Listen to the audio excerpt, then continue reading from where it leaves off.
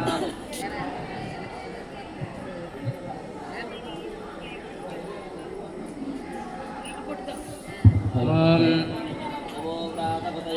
गणपते नमः प्रमदपते नमस्ते अस्तु गोदाय एकदन्ताय विघ्नविनाशिने शिवस्ताय श्रीवरदमूर्तये नमो नमः स्वाहा।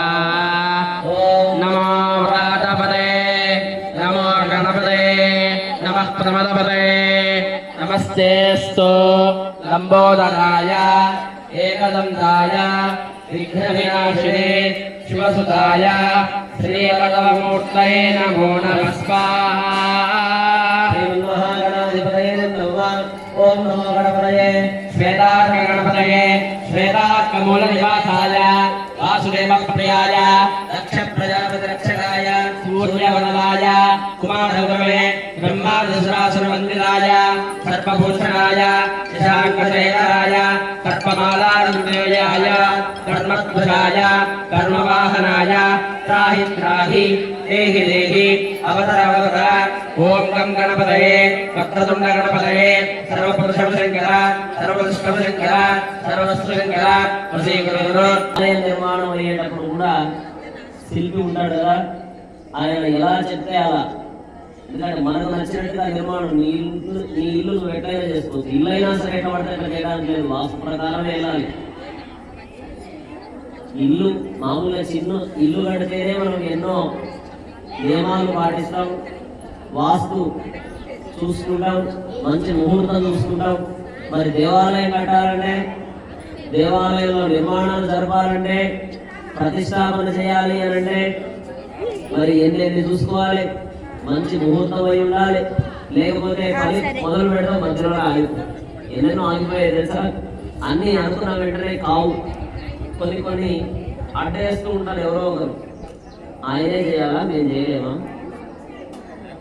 ఆయన ఒకడే కూర్చోవాలా, మేము కూర్చోలేమా, మా వల్ల కాదా అని చెప్పి పుల్లలు పెట్టే వాళ్ళు ఎక్కువ ఉంటారు, సహకరించే వాళ్ళు తక్కువ ఉంటారు. ఎందుకంటే కలియుగం కదా, యుగ ధర్మం పాటిస్తూ ఉంటుంది. ఏ మంచి పని చేయాలన్నా ఆటంకాలు అడుగడుగునా ఎదురవుతూనే ఉంటాయి. కాలమంతా మారుతుంది. ఎందుకు మారుతుందంటే భక్తి తగ్గుతుంది.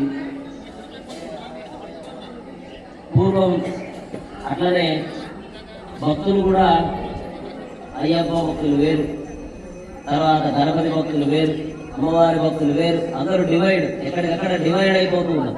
విభజించు పాలించులాగా ఈ గుడి మారి మా గుడిలో జరిగితేనే మేము వస్తాం, ఆ గుడికి మేము ఎందుకు రావాలి. పార్టీలు ఎట్లాగైతే వేరైతాయో అట్లా ఆలయాలు కూడా ఆలయాలు పెరుగుతున్నాయి. చాలా మంది అనుకుంటారు భక్తి పెరుగుతుందేమో అనుకుంటారు. ఆలయాలు పెరిగితే ఎప్పుడు భక్తి పెరగదు. ఇప్పుడు ఒకే ఆలయం ఉందనుకోండి, అందరూ ఒకే దగ్గరికి చేరుతారు.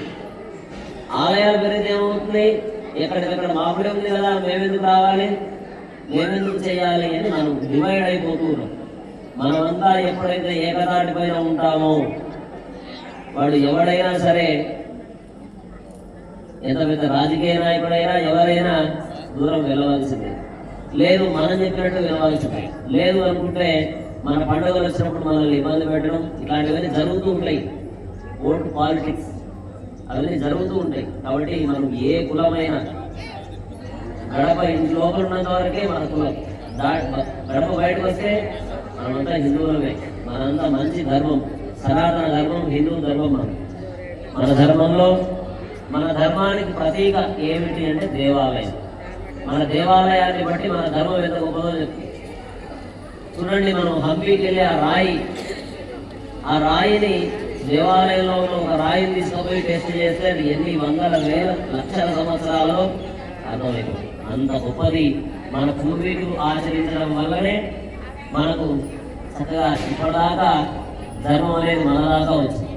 అందులోనూ ఇంకొక విశేషం ఉన్నది. ఈరోజు మా స్వామి చెప్తున్నారు, అయ్యప్ప స్వామి గీతా జయంతి. ఇవాళ చూడండి, ఏకాదశి పర్వదినం, మార్గశిర మాసం.